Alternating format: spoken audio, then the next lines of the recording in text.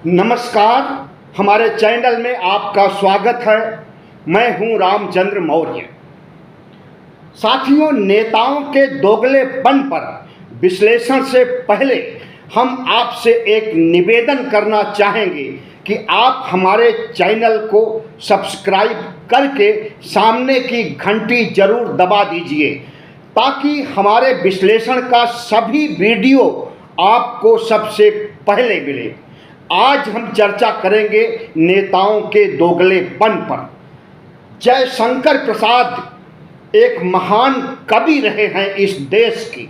उन्होंने अपनी एक किताब में लिखा है कि जब राजनीति भागती है तो उसके कदमों से छल छंद की धूल उड़ती है। जयशंकर प्रसाद के समय में जरूर छल छंद की धूल उड़ती रही होगी, लेकिन आज तो जितनी तरह की गंदगियां होती हैं, सारी गंदगियां नेताओं में भरी हैं।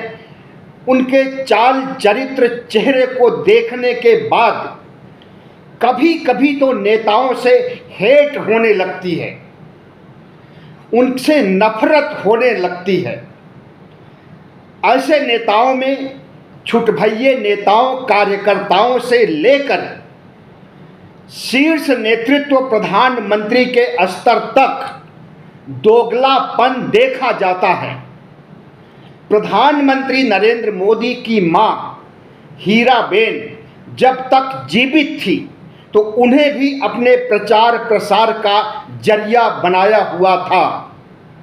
जब भी कभी बड़नगर गुजरात अपनी मां से मिलने जाते थे तो फोटोग्राफर और कैमरा टीम को साथ लेकर के जाते थे और मां का पैर छूते समय, मां का आशीर्वाद पाते समय कैमरा फोकस करता था, वीडियो बनती थी, फोटो खींचे जाते थे और दुनिया भर में उसका प्रचार किया जाता था। नरेंद्र मोदी को शोहरत मिलती थी और वो दिखाते थे कि हम अपनी माँ को कितना चाहते हैं और हमारी माँ हमें कितना चाहती है और कितना हमें प्यार देती है, कितना आशीर्वाद देती है।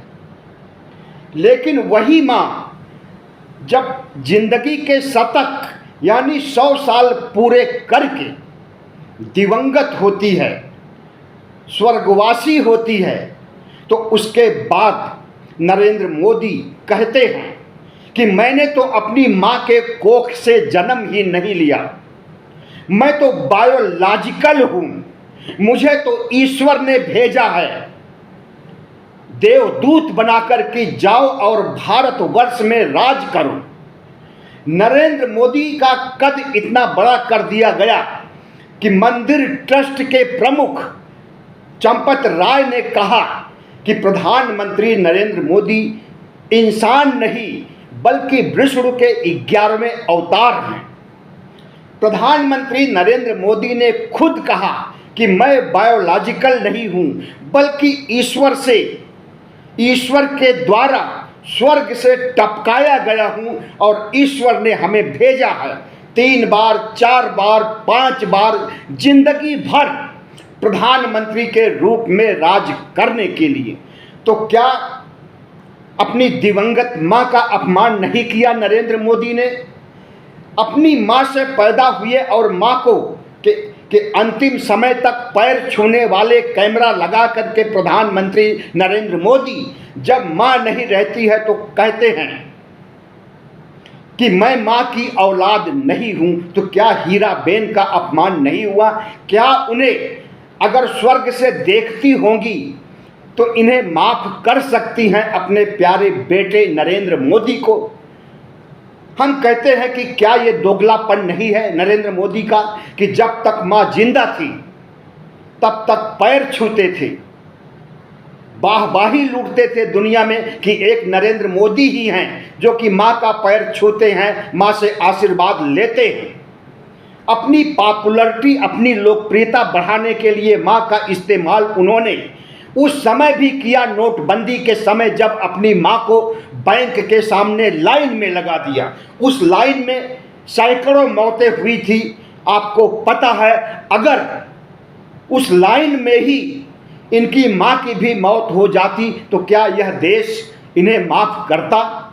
प्रधानमंत्री नरेंद्र मोदी पिछड़ों के मसीहा बनते हैं और कहते हैं कि हमने तो पिछड़ा वर्ग आयोग का गठन किया है और पिछड़ी जात के, अति पिछड़ी जात के गरीब लोगों को हम राशन देते हैं 5 किलो और उनसे वोट हासिल करते हैं और उन्हीं पिछड़ी जातियों का थोड़ा बहुत नहीं 44% वोट इन्हें 2019 के लोकसभा चुनाव में मिला था।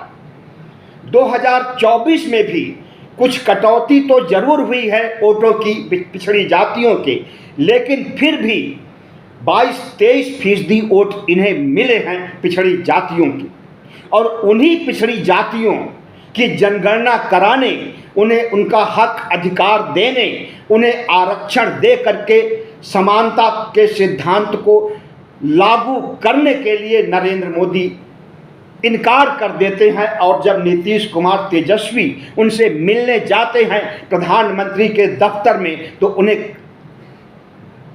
बैरंग लौटा दिया जाता है और कहा जाता है कि जाओ अपने राज्य में तुम जनगणना ओबीसी की करा लो, मैं राष्ट्रीय स्तर पर नहीं कराऊंगा। तो जिस ओबीसी के वोट से प्रधानमंत्री बने हैं उसी ओबीसी की जनगणना नहीं करा रहे हैं, तो क्या ये दोगलापन नहीं है? प्रधानमंत्री नरेंद्र मोदी लोकसभा चुनाव 2014 के समय प्रचार करते हुए अपने लोकसभा सीट बनारस गए हुए थे, तो वहां वे बीच गंगा में खड़े होकर के कहते हैं कि मैंने आज तक जिंदगी में कभी हिंदू मुस्लिम नहीं किया है और जिस दिन मैं हिंदू मुस्लिम करूंगा उस दिन सार्वजनिक जीवन के लायक नहीं रह जाऊंगा। और दूसरे दिन फिर वह उतरते हैं चुनाव प्रचार के लिए, तो वही नरेंद्र मोदी जो गंगा में कसम खाए थे, वही मंगलसूत्र मुसलमानों को सौंप दिया जाएगा, हिंदुओं की भैंस खोल करके मुसलमानों को दे दी जाएगी, हिंदुओं की प्रॉपर्टी छीन करके, हिंदुओं का आरक्षण छीन करके मुसलमानों में बांट दिया जाएगा। इस तरह के पता नहीं कितनी हेट स्पीच नरेंद्र मोदी ने मुसलमानों के खिलाफ दिया और उन्हें ज़्यादा बच्चा पैदा करने वाला घुसपैठिया भी कहा। तो बीच गंगा में कहते हैं कि हिंदू मुस्लिम करने पर मैं सार्वजनिक जीवन के लायक नहीं रह जाऊंगा और दूसरे तीसरे और पूरे महीने तक चुनाव प्रचार करते हुए हिंदू मुस्लिम मंगलसूत्र करते रहे। क्या यह दोगलापन नहीं है? प्रधानमंत्री नरेंद्र मोदी ही नहीं बल्कि पूरा आरएसएस और भगवा गैंग दोगला है। सबसे पहले हम मोहन भागवत को दोगला कहेंगे। मोहन भागवत आरएसएस प्रमुख एक बार नहीं 1000 बार कह चुके हैं कि इस देश में कोई मुस्लिम है ही नहीं और जो भी मुस्लिम है या अन्य धर्मों के लोग हैं भारत में सबका डीएनए एक है। तो जब मुसलमान है ही नहीं और सभी का डीएनए एक है तो फिर हिंदुओं को संरक्षण देने और मुसलमानों का खात्मा करने के लिए, उनका नरसंहार करने के लिए आरएसएस के लोग, साधु संत सन्यासी धर्म संसद में क्या क्या बोलते हैं आपने सुना होगा। तमाम धर्म संसद हुई है, हरिद्वार से लेकर के अलीगढ़, दिल्ली और तमाम कई शहरों में जहां मुसलमानों के खिलाफ काट डालने, मार डालने, हत्या कर देने, मॉब लिंचिंग करने, इन्हें देश से खदेड़ देने, पाकिस्तान भेज देने, बांग्लादेश भेज देने की बातें कही गई और उसमें आरएसएस के ही लोग थे, कोई दूसरा नहीं था। तो जब सबका डीएनए एक है तो मुसलमानों के खिलाफ फतवा क्यों जारी किया जाता है, उनके नरसंहार की बात क्यों कही जाती है? जब डीएनए एक है तो हिंदू मुसलमान एक हुए, अलग नहीं हैं। तो उन्हें अलग क्यों मानते हो? क्या यह दोगलापन नहीं है मोहन भागवत का? आरएसएस हमेशा से संविधान और लोकतंत्र का विरोधी रहा है। जिस दिन संविधान लागू हुआ था उसी दिन से संघ संविधान का विरोध कर रहा है, और इसके जितने भी महापुरुष हो चुके हैं उन्होंने कईयों ने अपनी किताब में संविधान की भर्त्सना की है और कहा है, इनके अखबार ऑर्गेनाइजर तक में संविधान की भर्त्सना की गई है और कहा गया है कि इस संविधान में भारतीयता नाम की कोई चीज नहीं है। मनुस्मृति के कोई भी नियम, कोई भी तौर तरीके, मनुस्मृति का कोई भी कानून इसमें नहीं है। तो ये मनुस्मृति देखना चाहते हैं संविधान के अंदर। और इतना ही नहीं बल्कि लोकतंत्र की भी धज्जियां उड़ाने में इन्हें गुरेज नहीं है। संविधान विरोधी ये आज से नहीं है, संविधान निर्माण के समय से ही है। और मुसलमानों के विरोधी आज से नहीं हैं, आज़ादी के पहले और आज़ादी के बाद और आज भी हैं और कल भी और हमेशा मुसलमानों का विरोध करेंगे। और यही मुसलमानों का विरोध भारतीय जनता पार्टी का मुख्य एजेंडा है चुनाव जीतने का। तो आरएसएस प्रमुख जो आज संविधान को तवज्जो दे रहे हैं और कह रहे हैं कि समय से पहले संविधान को खत्म करने की बात क्यों कही गई, और डांट लगा रहे हैं, फटकार लगा रहे हैं उन नेताओं को जिन्होंने संविधान को खत्म करने की बात कही थी कि 400 पार सीटें दीजिए, हम संविधान बदल देंगे। यही आरएसएस है, यही भगवा गैंग है, यही विश्व हिंदू परिषद के लोग हैं जो गांधी जी को गोलियां मारते हैं। और आज भी हिंदू महासभा के लोग गांधी जी का पुतला बना करके उनके ऊपर गोली चलाते हैं। सबसे पहला आतंकी हिंदू अगर कोई है तो वो गोडसे है, नाथूराम गोडसे।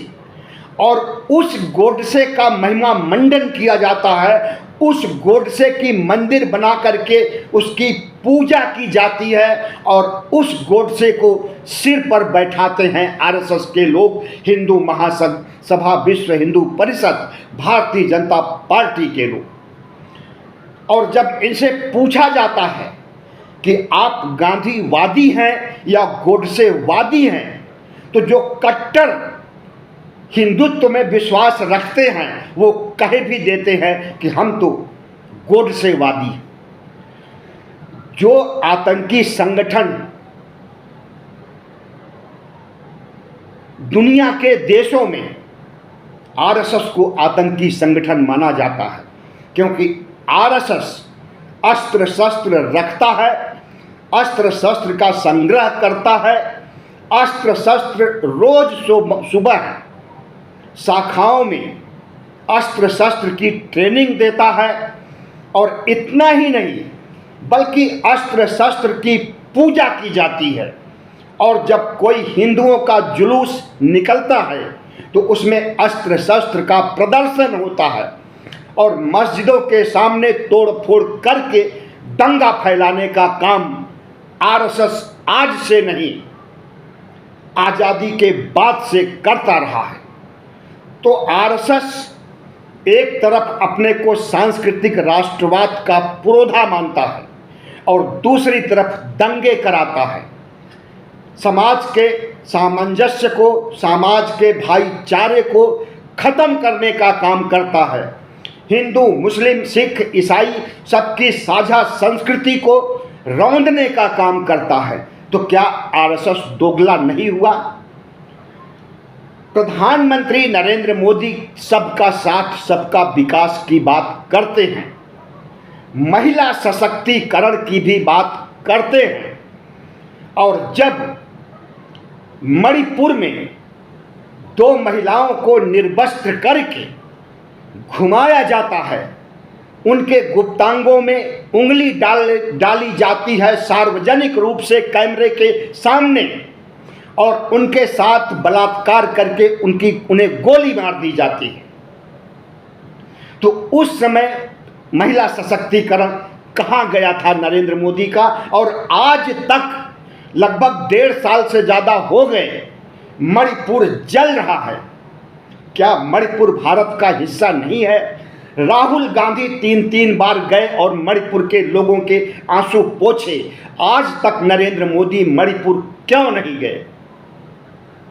महिला सशक्तिकरण, बेटी पढ़ाओ बेटी बचाओ का नारा लगाने वाले नरेंद्र मोदी क्या महिलाओं के विरोधी नहीं हैं?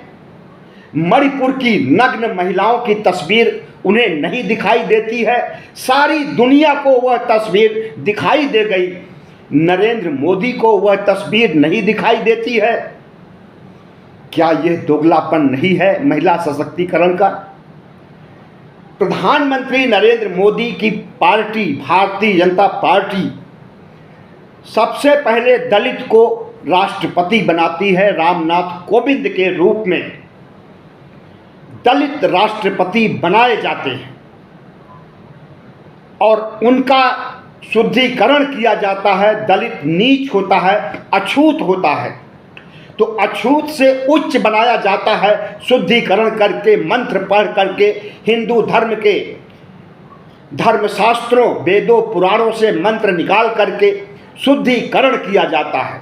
तो जब शुद्धिकरण रामनाथ कोविंद का हो गया था और वह नीच से ऊंच बन गए थे, अछूत से पंडित बन गए थे, तब उन्हें मंदिर के शिलान्यास में क्यों नहीं बुलाया गया? क्या यह दोगलापन नहीं है? आदिवासी महिला को राष्ट्रपति बनाया जाता है, उसका भी शुद्धिकरण किया जाता है। मंत्र पढ़ करके सिर से पैर तक फूलों से पूजा की जाती है और मंत्रोच्चारण के बाद वह भी महिला भी नीच अछूत से उच्च कुलीन बन जाती है और उसके बाद शपथ ग्रहण दिलाया जाता है राष्ट्रपति का द्रौपदी मुर्मू को। तो जब शुद्धिकरण हो गया है, अब वह महिला नीच नहीं रह गई है, तो अयोध्या में प्राण प्रतिष्ठा के समय, मंदिर उद्घाटन के समय क्यों नहीं बुलाया गया? क्या यह दोगलापन नहीं है? प्रधानमंत्री नरेंद्र मोदी जिस तरह से महिलाओं के इज्जत की बात करते हैं, बेटी पढ़ाओ बेटी बचाओ की बात करते हैं, और दूसरी तरफ शशि थरूर की पत्नी जो कांग्रेस नेता हैं, शशि थरूर, उनकी पत्नी पुष्कर नंदा को प्रधानमंत्री नरेंद्र मोदी 50 करोड़ की गर्लफ्रेंड कहते हैं। जैसे वह मार्केट में बिकने गई है और लोग उसे 50 करोड़ की बोली लगा करके खरीदना चाहते हैं, तो उस महिला को 50 करोड़ की गर्लफ्रेंड कहते हैं। सोनिया गांधी को कांग्रेस की विधवा, और तमाम सी गालियां एक दो नहीं गिनाने में भी शर्म आती है। प्रधानमंत्री के द्वारा वो गालियां, भाजपाइयों के द्वारा वो गालियां दी गई हैं। 2009 में, या यूं कहें 2004 में, जब यूपीए की जीत होती है तो चर्चा चली थी कि सोनिया गांधी को प्रधानमंत्री बनाया जाए, और उस समय भारतीय जनता पार्टी की सुषमा स्वराज ने कहा कि अगर प्रधानमंत्री एक विदेशी महिला को, एक ईसाई महिला को बनाया जाएगा तो मैं सिर के बाल गंजे कराकर सन्यासिन बनकर के पूरे देश में टहलूंगी।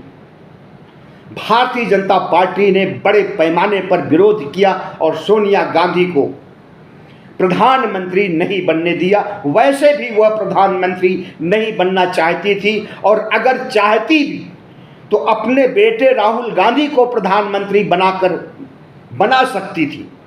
जो 2004 में ही अमेठी से जीत करके आए थे, लेकिन उस महिला के अंदर और उस महिला के बेटे के अंदर प्रधानमंत्री पद ग्रहण करने की इच्छा नहीं थी।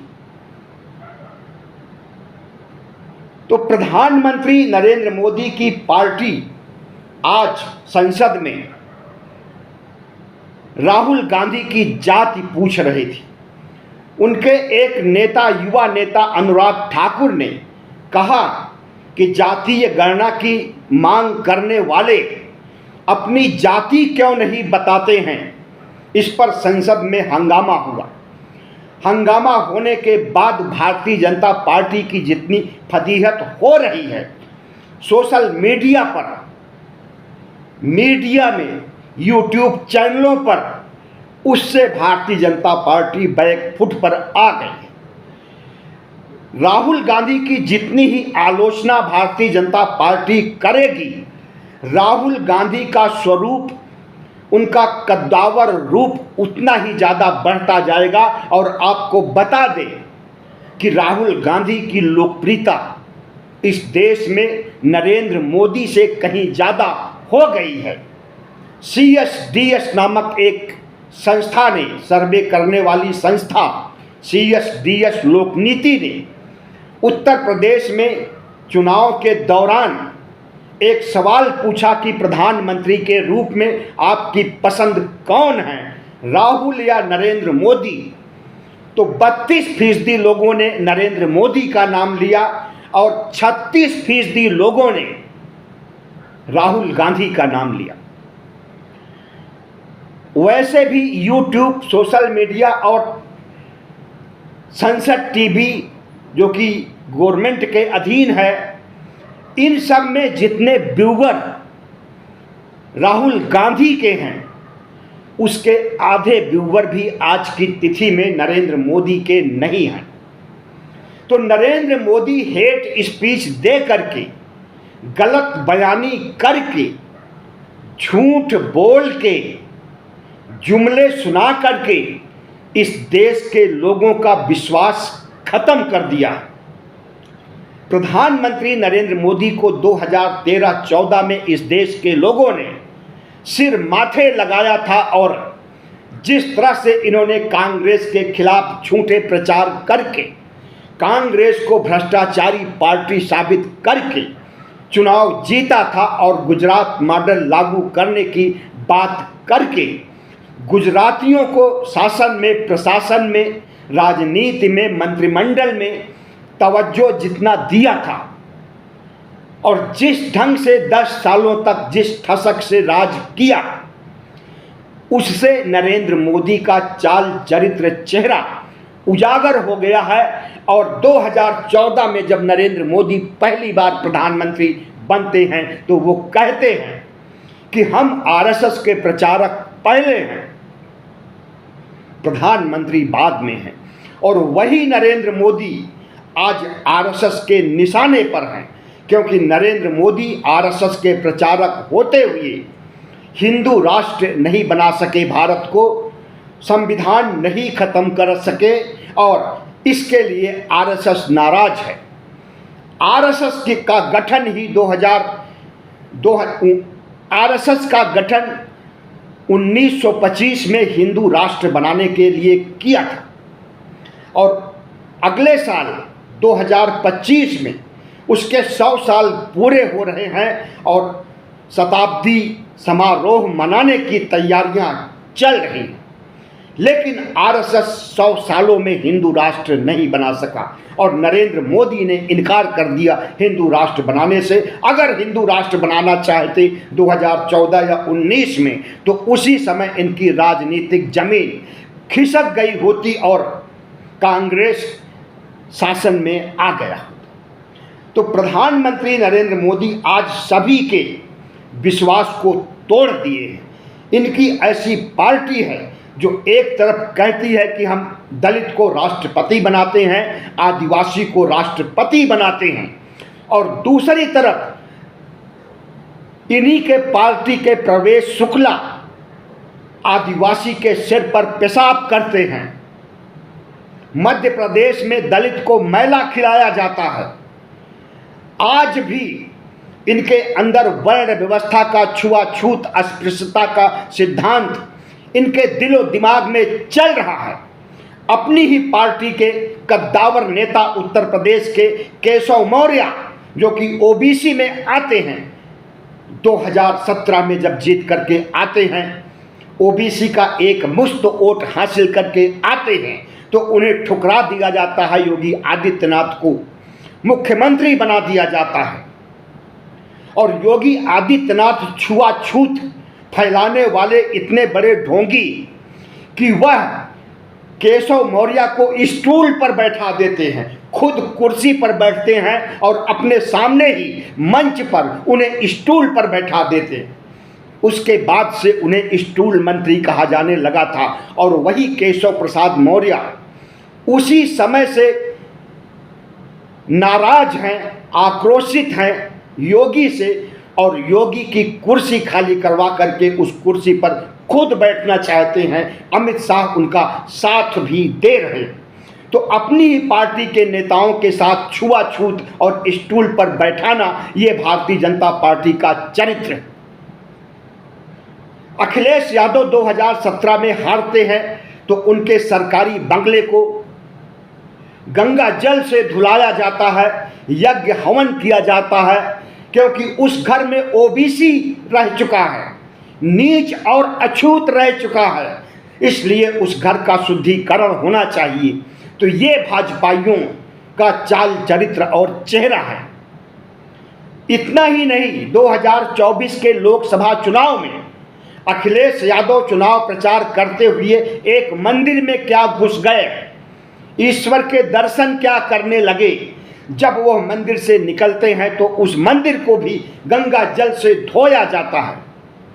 तो यह इनका वैज्ञानिक युग में आज के विकसित भारत की ओर बढ़ते भारत के रास्ते में ये लोग किस तरह से व्यवधान उत्पन्न कर रहे हैं और वर्ण व्यवस्था की घिनौनी परंपरा, अछूत नीच समझने की इनकी कुत्सित मानसिकता इनके दिमाग से न गई है न जाएगी। इनके अंदर ब्राह्मणवाद कूट कूट करके भरा है, सवर्णवाद कूट कूट करके भरा है।